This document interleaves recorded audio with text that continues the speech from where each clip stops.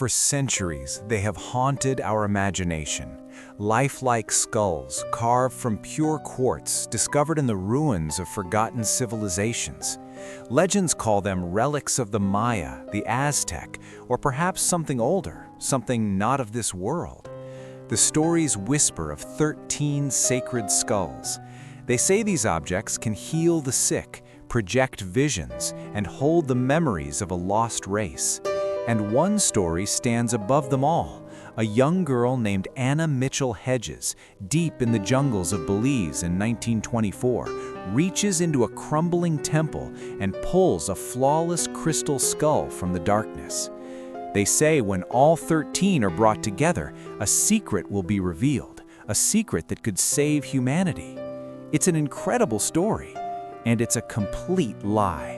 The truth is far stranger and far more shocking than any legend. This is the story of a century-long deception and the science that finally exposed it. Part 1. The Modern Tool Marks. The greatest secret is the simplest. The skulls are not ancient. For decades, believers claimed their perfection was proof of alien technology. How could ancient hands carve one of the hardest minerals on Earth with such precision? The answer is, they didn't. The proof was found not in a lost tomb, but in a modern laboratory. Scientists at the British Museum and the Smithsonian placed the skulls under powerful electron microscopes, and what they saw changed everything. The surfaces were covered in perfectly straight, microscopic grooves. These are the unmistakable fingerprints of a modern, high-speed rotary tool, a jeweler's wheel from the 19th century. Ancient tools leave uneven, chaotic marks. These were the clean, precise lines of a machine. But the final clue was even more damning.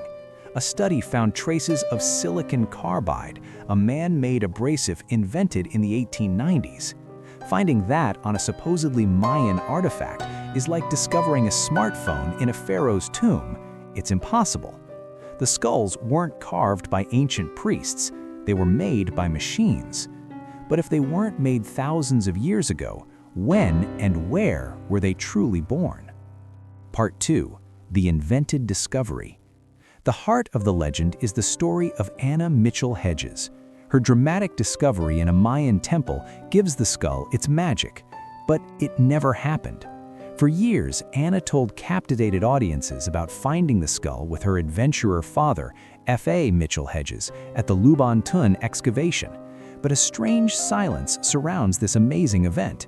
In all of his own extensive journals and books about that dig, he never mentions a crystal skull, not once.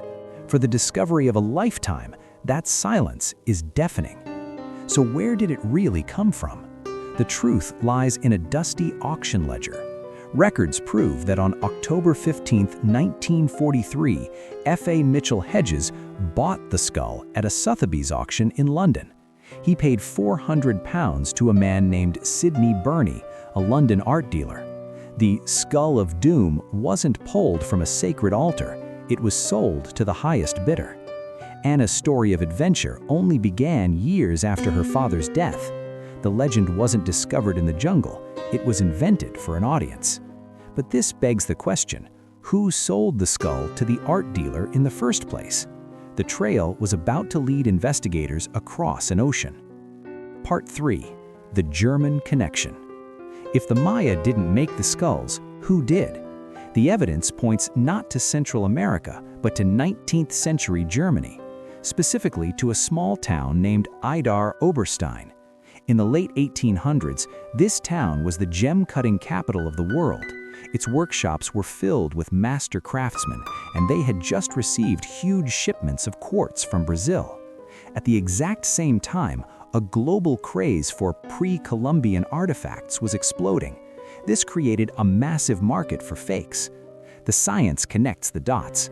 Analysis of the quartz in several major skulls, including the one in the British Museum, shows it came from Brazil or Madagascar. Both are thousands of miles from the Maya, but they were the main sources for those German workshops. And at the center of this web was a mysterious French antiquities dealer named Eugene Bobon. He was the man who sold many of the most famous skulls to collectors in museums. He claimed they were ancient Aztec relics, but all evidence suggests he was the primary source, supplying a hungry market with stunningly beautiful, brand-new forgeries, likely carved by German artisans. The skulls weren't sacred relics, they were commercial products. But if dealers were selling them, surely one must have been found by actual archaeologists, right? The official story is falling apart, but the real mystery is just beginning. We're peeling back the layers of one of history's greatest hoaxes. If you want to uncover the truth behind more legends, hit that subscribe button and join the investigation. Part 4. The Missing Crime Scene. In archaeology, one thing matters more than anything else: context, where an object was found. And this brings us to the most damning fact of all.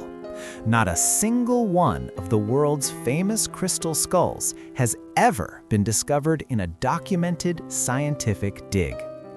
Real artifacts are found in layers of earth, surrounded by pottery, tools, and other objects that tell a story. That context is everything. Without it, you just have an object, a story with no proof. Every major crystal skull surfaced on the art market. They have no archaeological history. The British Museum bought its skull from Tiffany & Co. The Paris Museum's skull came from our dealer, Eugene Bobon. The skull sent to the Smithsonian in 1992 arrived in the mail with an anonymous note saying only, "This Aztec skull was purchased in Mexico in 1960. For over 100 years, archaeologists have excavated countless Mesoamerican sites. They found skull iconography. They found skulls carved from other stones, but they have never, ever found a large, flawless crystal skull. They simply appear out of nowhere in the mid-1800s on the desks of dealers. The objects were proven fakes, but what about the powerful prophecy they carried? Part 5. The New Age Prophecy. The legend of the 13 skulls that will reunite to save the world is powerful. It feels ancient, mystical, but it has absolutely no connection to any actual indigenous beliefs. Researchers have scoured every known Maya and Aztec text. They've studied their oral traditions. The conclusion is unanimous. The prophecy of the 13 life-saving crystal skulls does not exist. It's not in their mythology. While skulls were powerful symbols of death and rebirth, there is no mention of them being carved from crystal to hold ancient wisdom. So where did the story come from? It was invented in the 20th century. Paranormal authors and New Age gurus created the legend, piecing it together from misunderstood Mayan cosmology and fantasies about Atlantis. The myth truly exploded with the hype around the 2012 Mayan calendar event. The skulls were suddenly marketed as the key to humanity's survival. It was designed to sound like an ancient indigenous prophecy, but it's a fictional story created less than 50 years ago. But the layers of deception in this story have one more truly bizarre twist. Part 6. The Fake Fakes. Just when the story couldn't get any stranger, it does. Not all the crystal skulls are even made of crystal. In the bizarre world of historical hoaxes, we now have knockoffs of the original fakes. The first wave of forgeries in the 19th century were high-end scams. They used real, high-quality quartz to fool museums and wealthy collectors. But as the legend grew, a cheaper market emerged. This led to a second wave of fakes made from much more common materials. Museum experts testing supposed ancient skulls have found many are nothing more than molded glass. Some are even modern plastic resin poured into a skull-shaped mold.